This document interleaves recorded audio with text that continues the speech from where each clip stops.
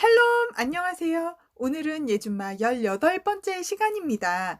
오늘의 본문은 사도행전 5장 33절에서 42절까지의 말씀입니다. 33절. 그들이 듣고 크게 노하여 사도들을 없이 하고자 할세. 너희가 죽인 예수님을 하나님이 살리시고 오른손으로 들어 올리셔서 우리의 구원자와 임금이 되게 하셨어요. 라고 당당히 말했던 베드로의 말 기억나시나요? 이 말에 대제사장 무리가 크게 화가 났다고 말하고 있는 거예요. 그래서 이 사도들을 없애버려야 되겠다고 생각했대요. 그들이 가지고 있던 권력으로 그들은 이미 예수님을 죽였고 이제는 사도들까지 죽이려고 하는 거예요. 34절에서 39절. 바리새인 가말리엘은 율법 교사로 모든 백성에게 존경을 받는 자라. 공회 중에 일어나 명하여 사도들을 잠깐 밖에 나가게 하고 말하되 이스라엘 사람들아 너희가 이 사람들에게 대하여 어떻게 하려는지 조심하라. 이전에 드다가 일어나 스스로 선전함에 사람이 약 400명이나 따르더니 그가 죽임을 당함에 따르던 모든 사람들이 흩어져 없어졌고 그 후 호적할 때에 갈릴리의 유다가 일어나 백성을 꿰어 따르게 하다가 그동안 망한즉 따르던 모든 사람들이 흩어졌느니라. 이제 내가 너희에게 말하노니 이 사람들을 상관하지 말고 버려두라. 이 사상과 이 소행이 사람으로부터 났으면 무너질 것이요 만일 하나님께로부터 났으면 너희가 그들을 무너뜨릴 수 없겠고 도리어 하나님을 대적하는 자가 될까 하노라 하니. 대제사장 무리들이 사도들을 죽이고 싶어하는 이때 하나님께서 가말리엘이라는 바리새인 율법교사를 사용하세요. 가말리엘이 일단 사도들을 내보내서 자기들끼리 있는 자리에서 이렇게 말해요. 일단 우리가 신중히 생각하고 행동합시다. 예전에 드다 기억나지 않으세요? 그가 사람들을 막 선동해서 따르는 사람들이 400명이나 있었지만 그가 죽었을 때 사람들이 다 흩어졌고 또 유다도 망하니까 따르던 사람들이 다 흩어졌어요. 이 사람들이 하는 말과 행동이 만약 사람으로부터 났으면 무너질 거예요. 그러나 만약 일이 하나님께로부터 난 일이라면 우리는 그들을 무너뜨릴 수 없어요. 우리가 또 하나님을 대적하는 자가 되고 말 거예요. 가말리엘을 하나님께서 선한 도구로 사용하셨어요. 이 가말리엘이 예수님을 영접했을까? 생각해 보았어요. 그것은 주님만 아시겠죠? 그렇지만 그의 말대로 진짜로 사도들이 어떻게 되는지 지켜봤다면 이 일이 하나님께로부터 난 일이라는 걸 알게 됐을 것 같아요. 그리고 예수님이 하나님이심을 믿게 됐을 것 같아요. 우리가 예준말을 통해서 사도행전을 살펴보고 있는데요. 우리도 가말리엘이 한 말처럼 사도행전에 기록된 이 역사적인 사실을 보면서 예수님이 진짜 하나님이시라는 사실이 깨달아지기를 간절히 소망해요. 40절, 41절. 그들이 옳게 여겨 사도들을 불러들여 채찍질하며 예수의 이름으로 말하는 것을 금하고 놓으니 사도들은 그 이름을 위하여 능욕받는 일에 합당한 자로 여기심을 기뻐하면서 공회 앞을 떠나니라. 가말리엘의 말에 대제사장 무리가 옳다고 생각했어요. 성령님이 가말리엘을 사용하셔서 대제사장들의 마음을 움직이게 하셨어요. 그래서 사도들을 풀어주었어요. 너무너무 다행이죠.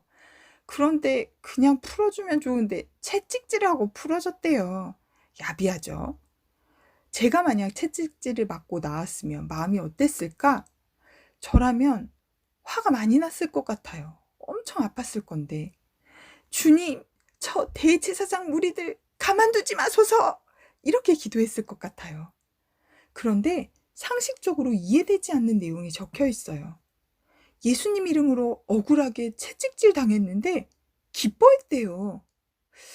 제가 언제 기뻐했었나 생각을 해보니까 갑자기 부끄러워지네요. 나의 욕구가 채워져서 기뻐했던 저의 모습은 1차원적인 기쁨이었구나 생각이 들었어요. 사도들은 높은 차원의 기쁨을 누렸다는 걸 깨달았어요. 사도들이 기뻐한 이유는 예수님 때문에 고난을 받는데 그것에 합당한 자로 여겨져서래요. 예수님이 너 날 위해 고난 받을 만한 사람이야 라고 선택해 주셔서 기뻐했다는 이 말이 참 놀라울 뿐이에요. 사도들 안에 살아계신 예수님의 모습을 보고 있는 것 같아요. 기꺼이 십자가를 지신 예수님의 모습이요. 사도들은 세상에 감당하지 못할 사람들이 되었어요. 42절. 그들이 날마다 성전에 있든지 집에 있든지 예수는 그리스도라고 가르치기와 전도하기를 그치지 아니하니라. 이제 풀려난 사도들이 무엇을 했는지 아세요? 날마다 매일매일 성전에 있든지 집에 있든지 예수님이 그리스도, 즉 구원자 메시아라고 가르치고 전도하기를 그치지 않았대요. 사도들이 어떻게 예수님이 그리스도시라고 전했을까요? 아마도 구약에 예언된 예수님에 대한 말씀들을 다 풀어서 설명해 줬을 것 같아요. 십자가와 부활에 대한 예언을 풀어주면서 예수님이 우리가 기다리던 그 구원자가 맞다고 가르쳐 줬을 것 같아요. 이 일을 그치지 않았대요. 예수님을 증언하는 일. 이 일이 예수님이 가장 기뻐하시는 일인 것을 알았기에 멈출 수가 없었던 거예요. 우리도 주님의 마음을 가득 부어주셔서 날마다 예수는 그리스도시라고 전하는 자가 되기를 소망해요. 오늘의 암송 말씀은 사도행전 5장 41절 말씀입니다. 제가 한 번 하면 여러분이 3번씩 따라해 주세요.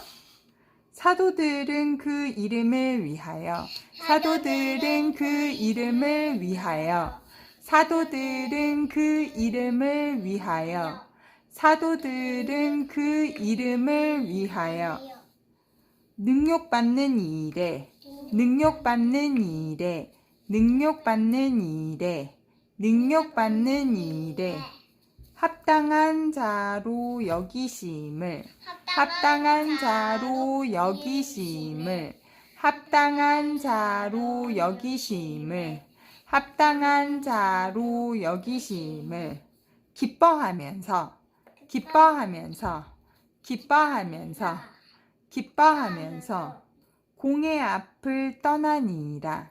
공의 앞을 떠나니이다. 공의 앞을 떠나니이다. 공의 앞을 떠나니이다. 너무 잘하셨어요. 사도행전 5장 41절 말씀. 사도들은 그 이름을 위하여 능력받는 일에 합당한 자로 여기심을 기뻐하면서 공의 앞을 떠나니이다. 사도행전 5장 41절 말씀. 아멘. 사랑하는 주님, 오늘도 주님의 마음을 알게 하시니 감사합니다.